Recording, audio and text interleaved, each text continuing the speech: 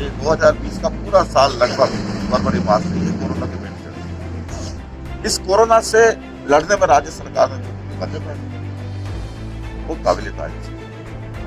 लोगों को राहत देने वाली, चाहे लॉकडाउन के दौरान की बात हो, चाहे लॉकडाउन के बाद की बात हो, हमने न सिर्फ राहत दी बल्कि शहरों में गाँव में जो विकास के काम कराए।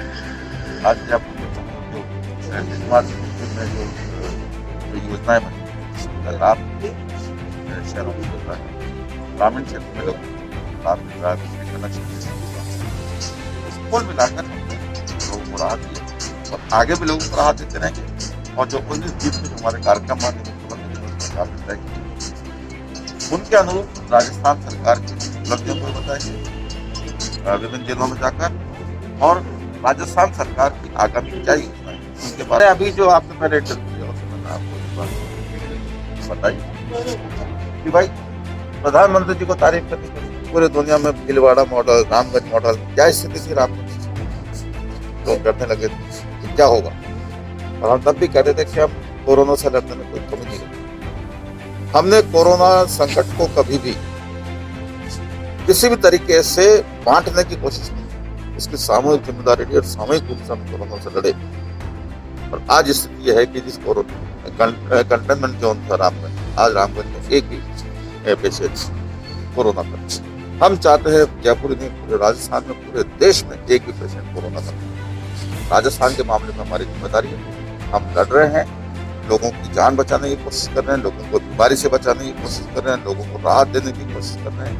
और मुख्यमंत्री जी ने जैसा कहा कोरोना काल के दौरान, लॉकडाउन के दौरान, कि मैं एक भी व्यक्ति को भूखा नहीं सोने दूंगा, राज्य सरकार ने प्रतिबद्धता के साथ, चाहे इंदिरा रसोई के माध्यम से, हमारे जो रसद विभाग के माध्यम से हो, जिला प्रशासन के माध्यम से हो, हमने राजस्थान में एक भी व्यक्ति को भूखा नहीं सोने दिया।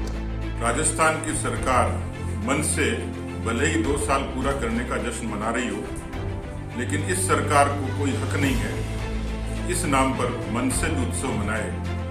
ये 2 साल राजस्थान के राजनीतिक इतिहास के कालखंड के काले साल होंगे, जिसमें बेशक जन घोषणा पत्र में अपने आप की पीठ थपथपाते होंगे, लेकिन किसानों से वादा खिलाफी, बेरोजगारों से झूठ और कानून व्यवस्था की धज्जियां उड़ने जैसे काम इस 2 साल के कालखंड में हुए। अंतर्विरह, अंतर्विरोध, अंतरकलह की ये कांग्रेस पार्टी की सरकार न पार्टी चला पा रही न सरकार चला पा रही। इसलिए इस सरकार की झोली में इन 2 सालों में एक लंबी फहरिस्त है। महिलाएं, वो पीड़ित महिलाएं जिनके आंसू सूखे नहीं हैं, वो न्याय मांगती हैं।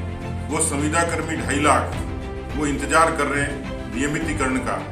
वो किसान 59 लाख किसान 1 लाख करोड़ कर्जे के 1 लाख करोड़ के कर्जे के माफी का इंतजार कर रहे हैं। इसी तरीके से बेरोजगारी की दर जो राजस्थान में 14% है, जो बेरोजगारों के भविष्य पर सीधा सीधा सवाल खड़ा करते हैं।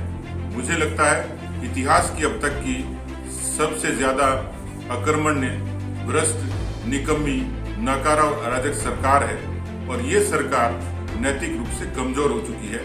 इसलिए मुझे लगता है कि इस तरीके से गुटों में बटी हुई पार्टी ये जनता का भला नहीं कर सकती। अनेकों ऐसी योजनाएं जो केंद्र की सरकार ने राजस्थान की जनता के हितों के लिए लागू की, उदाहरण के तौर पर आयुष्मान भारत, 5 लाख तक का बीमा जिसकी सुविधा देश के नागरिक को मिलती थी, राजस्थान का नागरिक उससे वंचित रहा। एक लंबी फहरिस्त है। मैं ये मानता हूँ कि ये सरकार निश्चित रूप से 2 वर्षों में जनता का भला करने में सफल नहीं हुई।